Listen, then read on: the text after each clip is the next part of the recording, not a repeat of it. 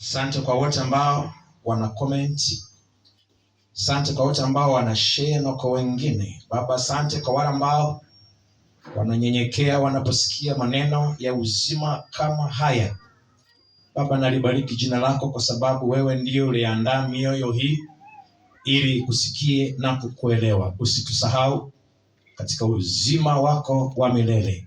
Asante kwa kuwa tunapoanza kwa Roho wako Mtakatifu tutamaliza kwa ushindi mkubwa sasa na hata milele. Amen. Bwana Yesu asifiwe. Karibu sana Isaya Kapagi TV kwa ajili ya neno la Mungu ambalo Mungu ametupa siku ya leo. Somo letu ni la muhimu sana leo kwa mtu ambaye ameokoka na anatamani kunyakuliwa. Kwa mtu ambaye ameokoka na anatamani kupata ushindi mkubwa, basi somo la leo ni la muhimu sana. Ulisikilize, share na kwa wengine ambao unapenda nao wampende Mungu na kumjua Mungu zaidi. Somo letu la leo, Roho ndiye aliyekupandisha katika majaribu ulionayo. Roho ndiye aliyekupandisha katika majaribu ulionayo. Ni kichwa kigumu kidogo kukielewa, lakini tutakielewa polepole. Ukisoma Biblia zetu katika Mathayo lango 4:4, Biblia inasema kwamba kisha Yesu alipandishwa na Roho nyikani ili ajaribiwe. Kuna mapito ambayo tunapitia. Wakati mwingine inakuwa ni Roho mwenyewe anayaruhusu mapito hayo kwako na kwangu, Roho Mtakatifu, kwa makusudi mema, kwa makusudi bora.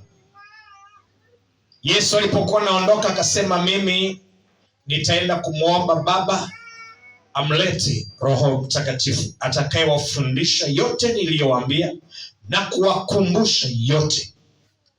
Sasa kanisa lililoko sasa duniani tunahitaji sana kujua kwamba si kila pito limetoka kwa mwovu. Yako mapito ambayo Roho mwenyewe anatupitisha hapo kwa kusudi la kutunoa, kutuandaa, kututengeneza ili tufae kuliwa na wengine, tufae kuhadisiwa na wengine. Yesu alipandishwa na Roho mpaka nyikani, jangwani, ili ajaribiwe.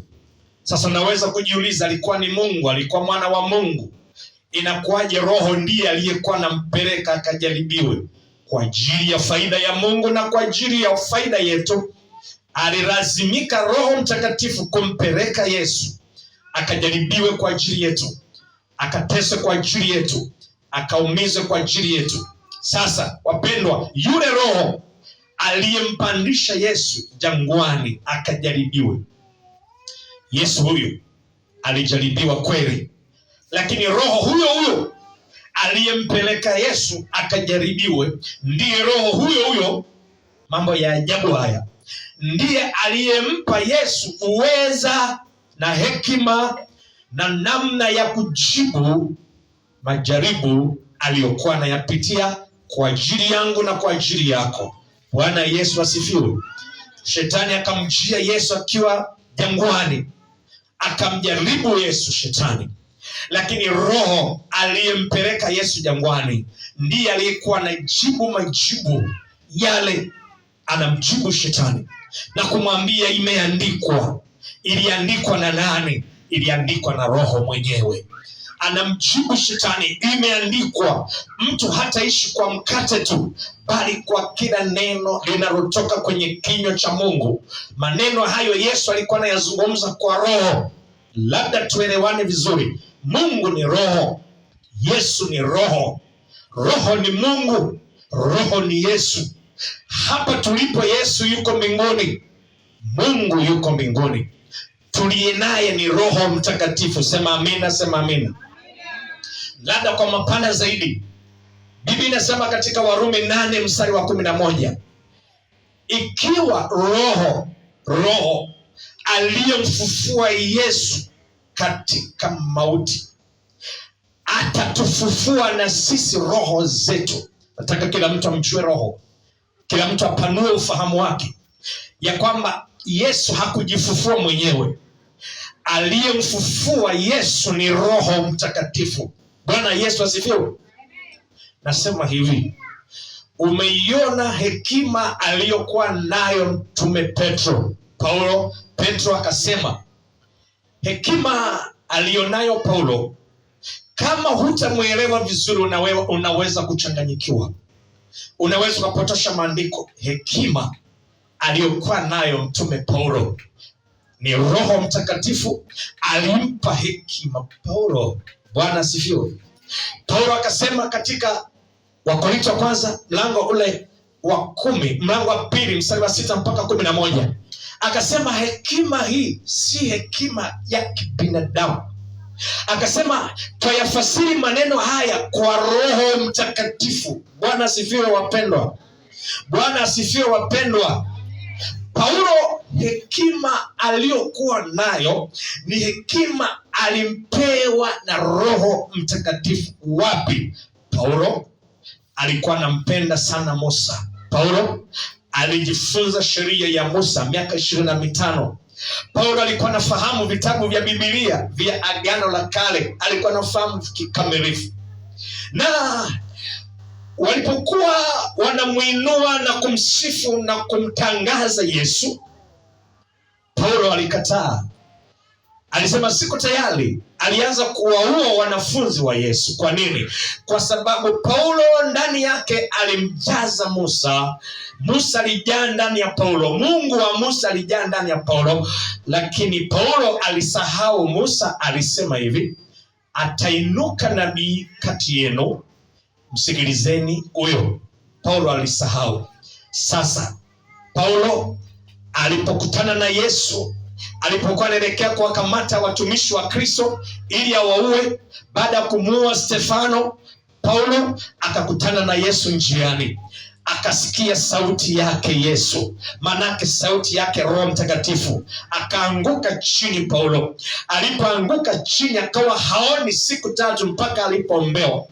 Alipoombewa alimwendea tena huyo Roho, akamwambia Roho, nataka uniambie. Paulo hakuendelea na mitume. Alipoombewa na kufunguliwa macho, hakubaki tena ndani ya mitume aendelee kufanya kazi nao miaka 3. Wagalatia mlango wa 1 na kuendelea mbele, ukiangalia mstari wa 17 na 18, Paulo alienda Arabuni, alienda mlimani kumtafuta Mungu. Roho Mtakatifu ndipo alipomshuhudia kwa habari za Yesu ni nani, kwa habari ya kwamba Yesu ni zaidi ya Ibrahim, Isaka na Yakobo, ya kwamba Yesu yuko zaidi. Roho ndiye aliyekuwa anamfunulia.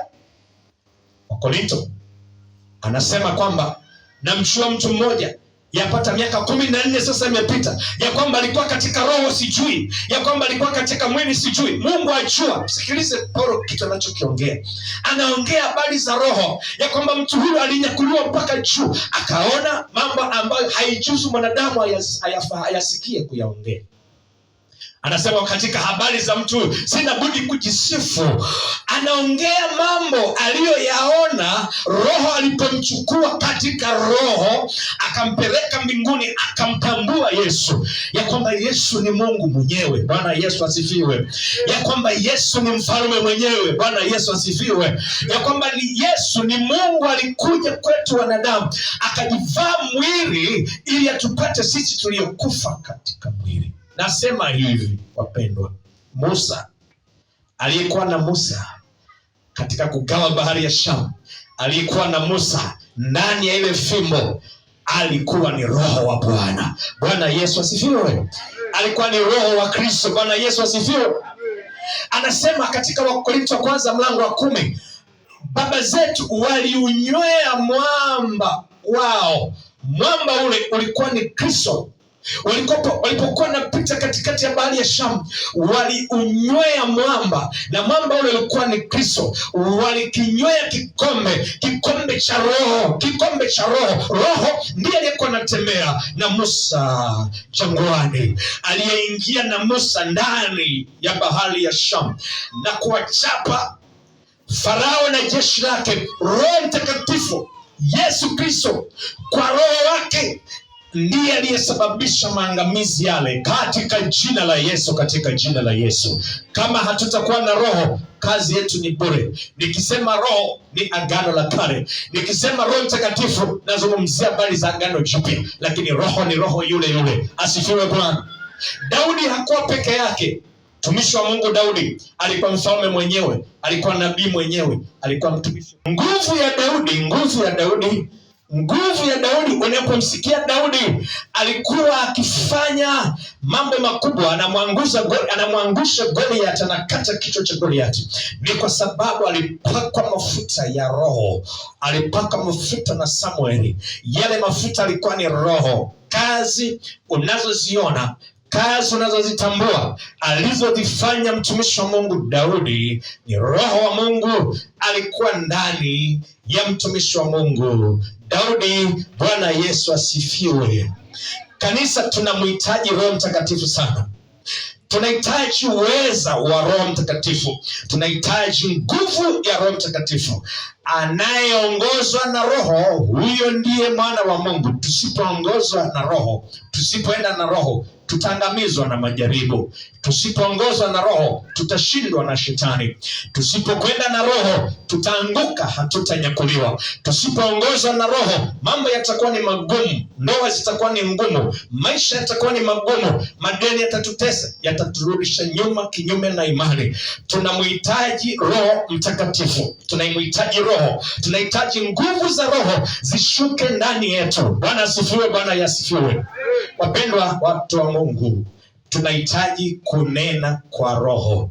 Tunahitaji kunena kwa sauti ya Roho Mtakatifu. Kwa nini? Kwa sababu tunaponena kwa Roho, hii ndio siri kubwa na nzito. Warokore, ili tupate mafanikio, ili tupate ushindi mkubwa katika maisha mazito ya wokovu, ili tupate mafanikio katika maisha tuliyonayo, maisha ya wokovu, tunahitaji Roho Mtakatifu. Tunahitaji kunena kwa Roho. Bwana Yesu asifiwe. Ndugu zangu, maombi ya lugha yako, ukiomba maombi kwa lugha yako, ukiomba kwa Kiswahili, ukiomba kwa Kiingereza, ukiomba kwa lugha yoyote ya Kifaransa, ukiomba maombi kwa kilugha chochote, maombi hayo ni mapungufu sana, kwa sababu mwanadamu ndani yake hawezi kujipanga akaongea vizuri vile Mungu anavyotaka. Ndio maana Yakobo akasema ya kwamba hata mwaomba vibaya ili mvitumie kwa ajili ya faida zenu. Sisi tunaomba vibaya, tunaomba vibaya, lakini tunapoomba kwa Roho, Roho anaomba zaidi yetu, anaomba maombi vizuri zaidi yetu sisi wanadamu. Wakati umeruhusu kinywa chako, ukikiachilia kinywa chako kiweze kunena, unapoanza kunena kwa lugha, Bwana Yesu asifiwe, unaongea mambo ya siri na Mungu. Shetani hasikii kitu chochote, shetani haelewi kitu chochote.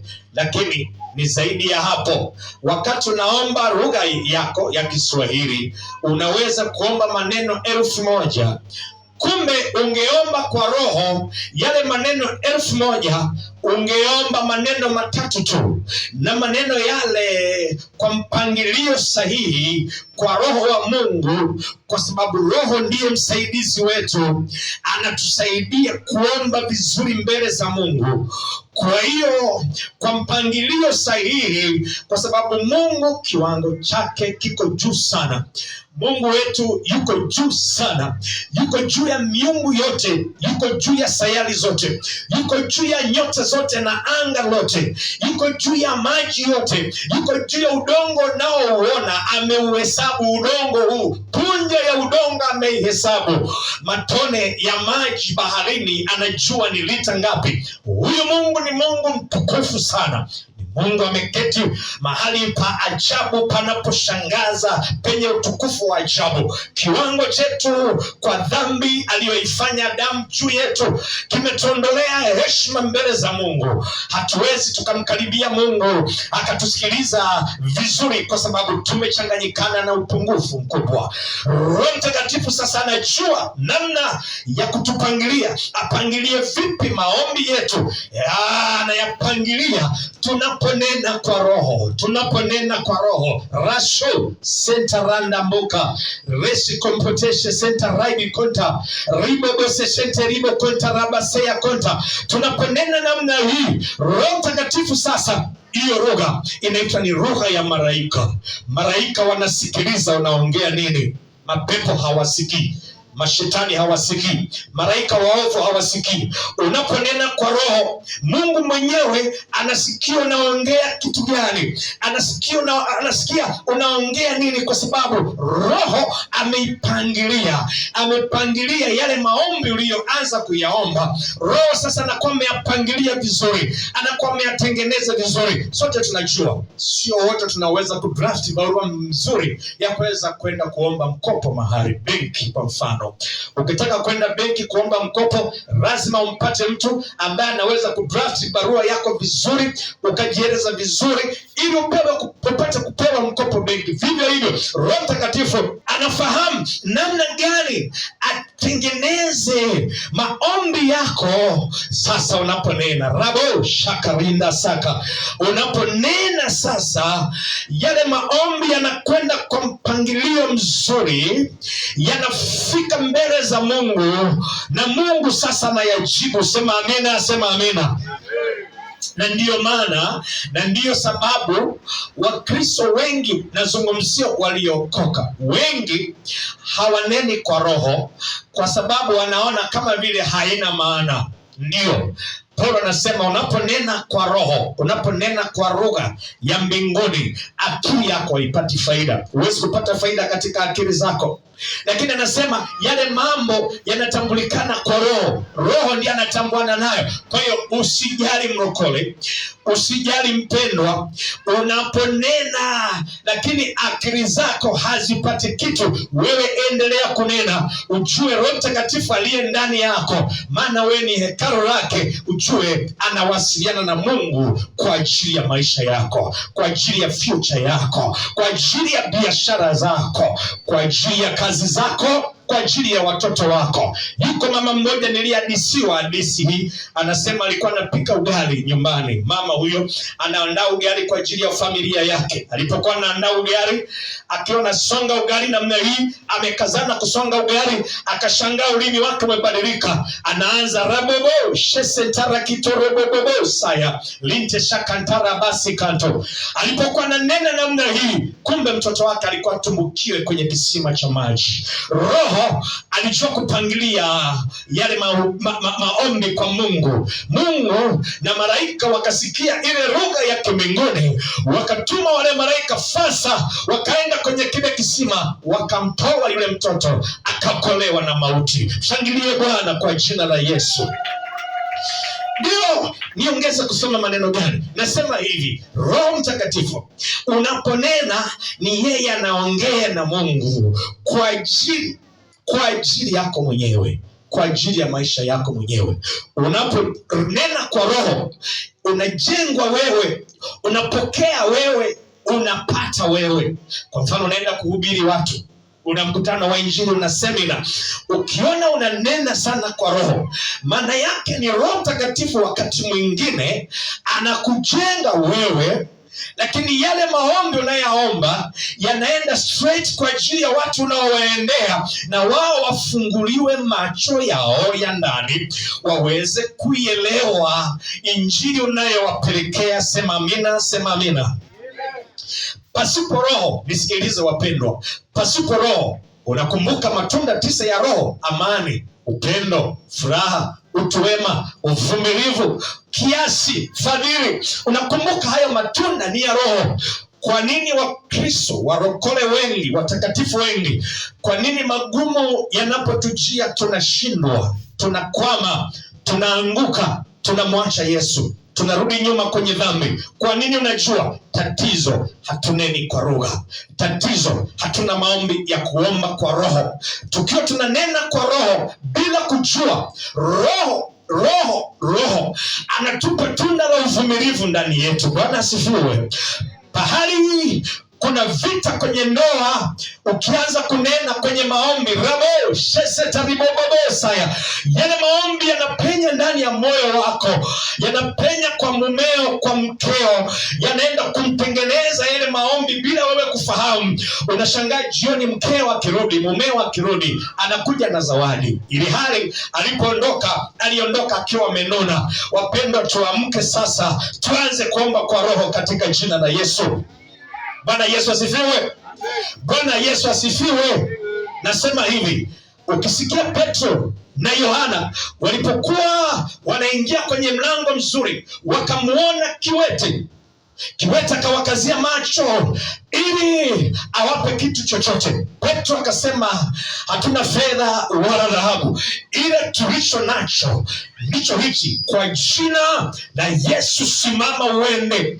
Kitu gani kilikuwa kinafanyika pale? Yesu wakati huo yuko mbinguni, ameketi mkono wa kuume wa Mungu Mwenyezi.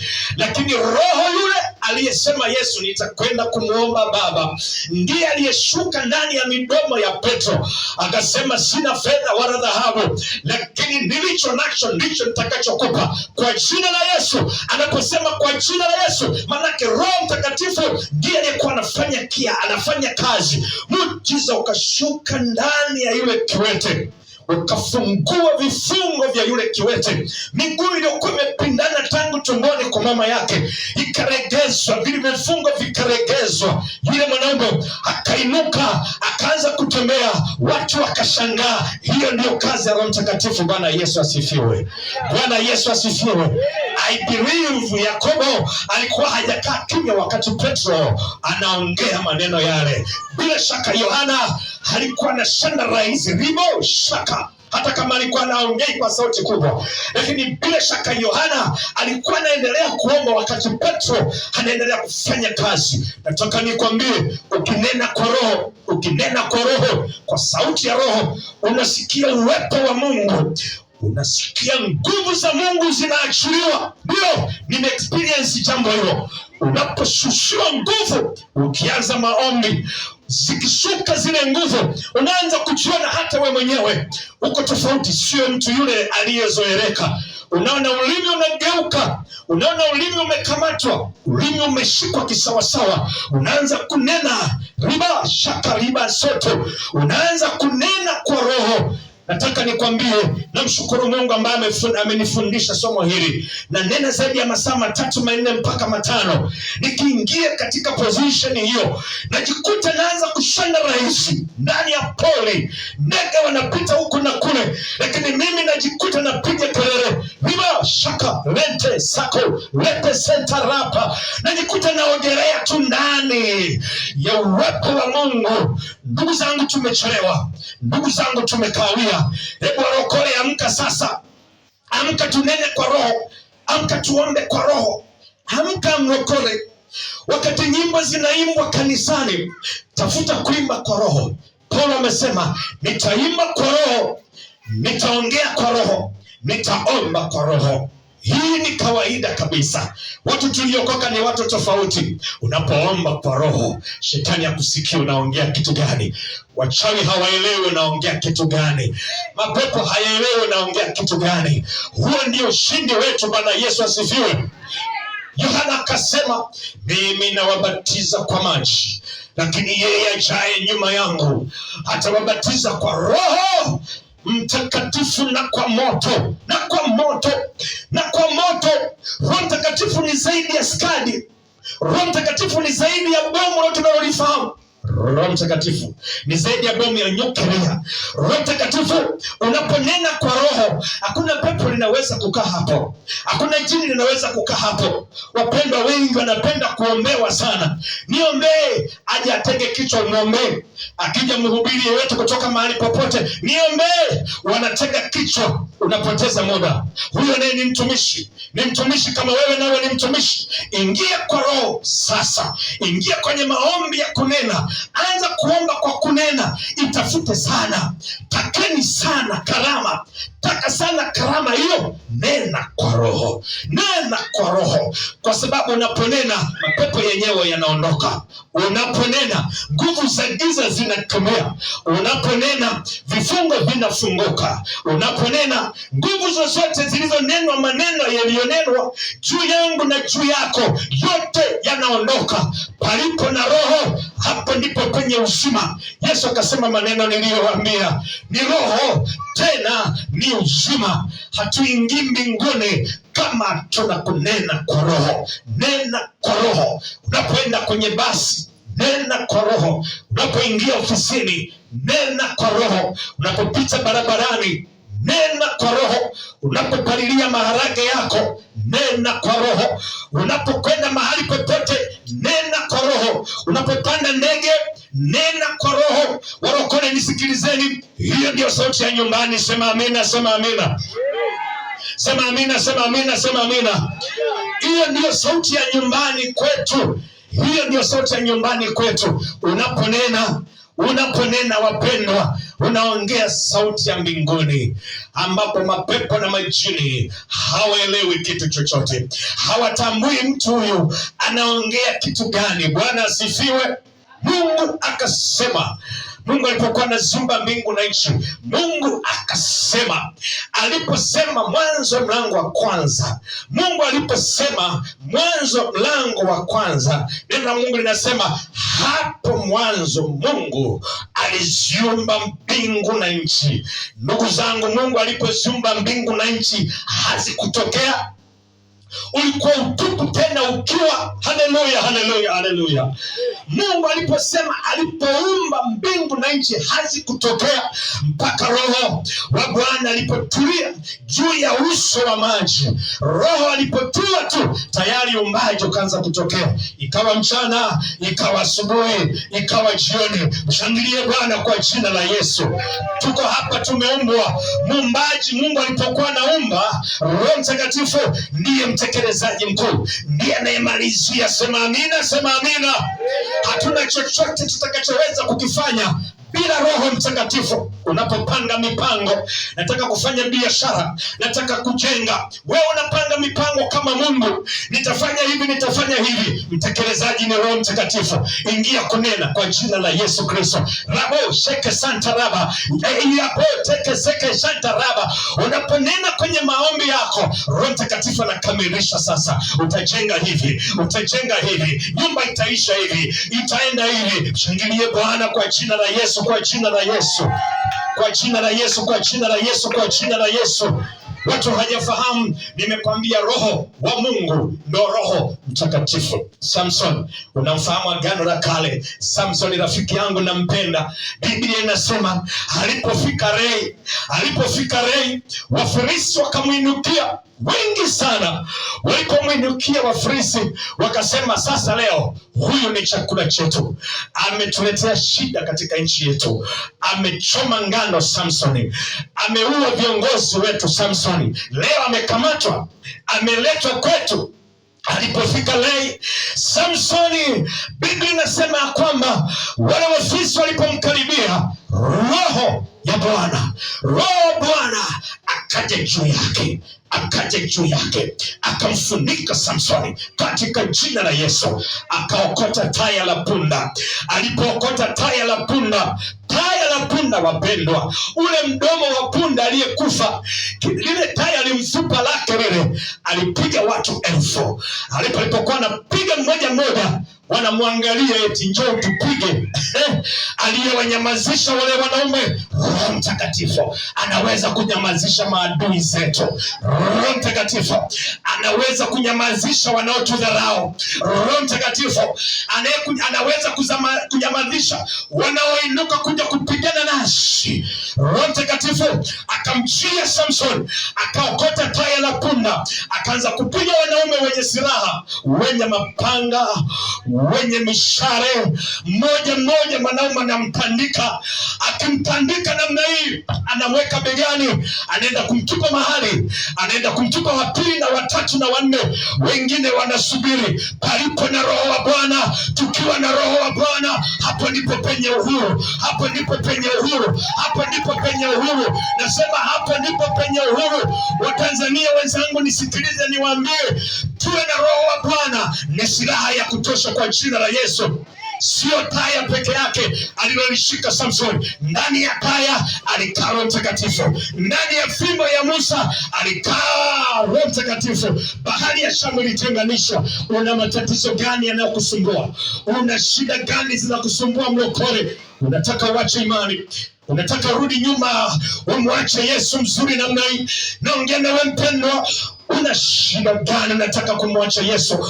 Unataka kuiacha imani? Ndani ya fimbo ya Musa Roho Mtakatifu alikuwepo. Shida yako umeacha kunena kwa Roho. Unaiga makanisa ya watu ambao wamechoka, wanaimba nyimbo, hawawezi kunena kwa Roho. Mimi namshukuru Bwana, wakati watu wanaongoza sifa mahali hapa na kuabudu, mimi nashukiwa na Roho, naanza kuimba kwa Roho, naanza kusifu kwa Roho. Na wewe jiiga maimbo ya namna hiyo, nenda ukiimba kwa Roho. Bwana Yesu asifiwe. Sifu kwa Roho. Bwana Yesu asifiwe. Mafilisi wanapigwa katika jina la Yesu. Bwana Yesu asifiwe wapendwa. Yohana, kitabu cha Ufunuo, Yohana anasema nalikuwa katika kisiwa kiitwacho Patmo kwa ajili ya Kristo. Alikuwa siku ya Bwana.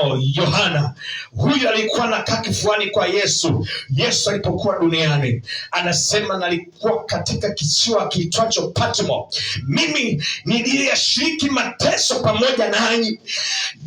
ya wapendwa, Yohana alishiriki mateso pamoja na sisi tunaojaribiwa, tunaopitia majaribio leo. Nataka nikwambie, Roho Mtakatifu ndiye aliyempeleka Yohana aende kwenye kisiwa kile kiitwacho Patmo. Maana Roho Mtakatifu aliona hakuna pahali ambapo angeweza kumwonyesha Yohana uzuri wa mbinguni ulivyo, lakini nikimpeleka Patmo, ngoja nikwambie, maana nimekwambia yako mapito tunayopitia ni Roho Mtakatifu mwenyewe anatupandisha twende hapo. Yohana alipandishwa akapelekwa Patmo. Alipopelekwa Patmo alikutana na Yesu. Alipopelekwa Patmo akanyakuliwa akapelekwa mbinguni. Ufunuo mlango wa 4. Alipokutana na Roho Mtakatifu, huyu Yohana alipelekwa mpaka mbinguni, akamuona na Mungu kwenye kiti cha enzi. Mungu yupi? Mzee wa siku mwenyewe, na Yesu mkono wake wa kiume. Watu leo tunamchukia Yesu. Mimi simchukii Yesu. Watu leo wanamkataa Yesu. Ni kwa nini? Ni kwa sababu hawajafahamu uzuri wake. Unaweza kunapita kwenye moto, unapita kwenye majaribu, unapokuna neno kwa Roho, unaingia katika ulimwengu mwingine, unaingia katika anga nyingine.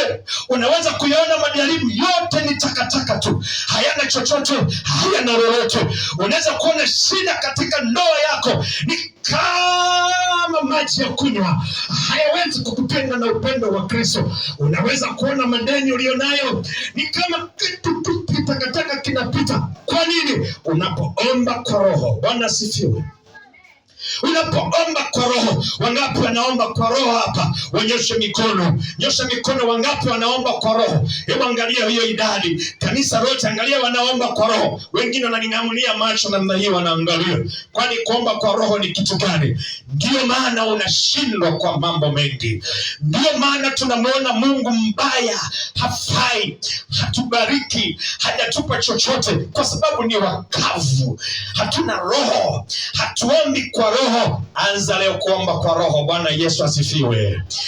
Anza leo kuomba kwa Roho. Kila linalokuja mbele yako utalidharau, kila linaloinuka mbele yako utalidharau. Changamoto zinazokuja kwako utazidharau. Kwa nini? Kwa njia ya kuomba kwa Roho. Unapoomba kwa Roho unamficha shetani, haelewi unaongea kitu gani. Unayaficha wale malaika waasi, hawaelewi unaongea lugha gani. Unayaficha mapepo, hawaelewi unaongea lugha gani. Ila wewe unaongea na Mungu katika siri. Mungu aliye mbinguni anakusikiliza, anakuelewa, analeta majibu ya maombi yako. Sema amina, sema amina. Sema amina, sema amina. Wapendwa, Yesu alipojaribiwa, alipokufa, alipofufuka, ni Bwana wa mabwana, alafu ni mfalme wa wafalme. Ndiye aliyepewa kuihukumu dunia sasa, na ndiye aliyepewa kila kitu na Mungu. Ndivyo ilivyo. Roho Mtakatifu anapokupandisha uende kwenye majaribu, hana sababu kwamba akuangamize, akuteketeze, akuumize, akurudishe nyuma uende motoni. Jibu ni la. Nilizungumza nikakwambia, Abednego, Shadraka na Meshaki walikuwa wakifanya kazi wilayani, lakini walipopita ndani ya tanuru la moto, tanuru linalowaka moto mkali sana, wanaume wale walipopita ndani ya tanuru, bila shaka walikuwa na Roho wa Mungu, walikuwa wananena kwa Roho, bila shaka walikuwa wanaongea kwa lugha nyingine wasioijua. Ndio maana malaika kutoka mbinguni alishuka akayaminya makali ya moto wa kidunia, kwa sababu yeye mwenyewe ni moto. Akawaficha Abednego, Shadraka na Meshaki ndani ya moto wake. Moto wa kidunia hauwezi kitu mbele za moto wa Roho Mtakatifu. Bwana asifiwe. Moto wa kidunia haupati kitu ndani ya moto wa Roho Mtakatifu. Bwana asifiwe. Yusufu alipita katika moto, alipita katika moto wa gereza. Alipotoka ndani ya ule moto, wapendwa, Roho Mtakatifu alimpitisha kule. Alipopita na kumaliza siku zake, alitokea ikulu. Farao akasema, nataka nikupe pete ya urais kwa sababu nawaogopa raia wangu. Kakuwa waziri mkuu. Ndivyo ilivyo. Roho akitupeleka kwenye majaribu, akitupitisha kwenye moto, jambo linalofuata ni kuinuliwa kwa jina la Yesu, ni kupandishwa cheo kwa jina la Yesu. Wewe unayepita katika shida, zama kwenye maombi ya kunena, zama kulitia jina la Bwana, nena kwa lugha, muombe Bwana, muombe Roho Mtakatifu. Amefurika, yuko kila mahali wakati huu. Amemwagwa, yuko kila mahali wakati huu. Anasubiri, ni nani ananitaka, ni nani ananihitaji sasa. Nauliza msikilizaji wangu hapa kanisani na kwenye Isaya Kabari, wangapi wanamtaka Roho Mtakatifu ashuke ndani yao? Yupo, lakini unataka kumfungulia mlango sasa, uanze kunena, ufunuliwe mambo yaliyofichwa, uelezwe siri za Mungu, uambie mambo yaliyofichika. Wangapi wanamtaka huyo Roho sasa? Weka mikono mbinguni namna hii, weka mikono mbinguni namna hii. Mungu akubariki sana mpendo wangu. Leo nitaomba kwa ufupi, nitaomba na wewe kwamba Roho huyo ajae ndani yako. Bwana Yesu asifiwe. Bwana Yesu asifiwe. Kama ametupitisha hapa kwenye moto, kama ametupitisha hapa kwenye magumu, kama Yusufu aliinukia ikulu, na wewe unainukia mahali pazuri. Haleluya, haleluya, haleluya. Na wewe mema yanakusubiri. Haleluya, haleluya. Ukishamaliza chuo chochote, kinachofuata ni ajira. Na sisi mapito yanaitwa chuo, yanaitwa majaribu. Tukishapita kwenye majaribu, Roho Mtakatifu akisha kututhibitisha, akitupa na vyeti kwamba sasa umefaulu. Viko vyeti vya kiroho huwa vinatolewa na Roho. Tukipewa hivyo vyeti, nataka nikushirikisha kwamba sasa amani itatawala ndani yetu. Bwana Yesu asifiwe. Huna amani kwa sababu hujataka kumjamtaka Roho Mtakatifu. Upendo utajaa ndani yetu. Huna upendo ni kwa sababu umepungukiwa. Roho Mtakatifu hayuko ndani yako. Muite leo ajae ndani yako. Atakupa upendo kwa mumeo, atakupa upendo kwa mkeo, atakupa upendo kwa watoto wako. Bwana Yesu asifiwe. Mimi nimezaa watoto, hawaniangalii, hawanikubali, hawanisaidii, hawanipi pesa. Njoo kwa Roho, nena kwa Roho, mwite Roho Mtakatifu akae ndani yako, aongee. Ataongea maneno mazuri, ataenda kwa watoto wako, atawalazimisha walete baraka zao kwako, walete mafanikio yao kwako. Rabo shakarabasika rando simama juu riba. Naona utukufu umeshuka tayari. Roho anataka kuingia ndani ya mtu mmoja. Unaona watu wengine wanazubaa, unapozubaa hutampata, anaenda kwa wengine. Rabo shaka, weka mikono mbinguni, msikilizaji wangu.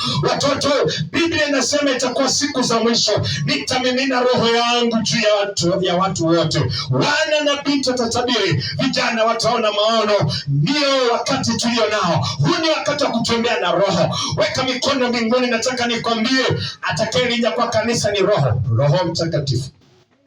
Ndiye atakayelinda kwa kanisa. Ndiye atakayekwambia leo kaa tayari, saa hii kaa tayari. Anakuja Yesu pale juu. Anakuja sasa hivi.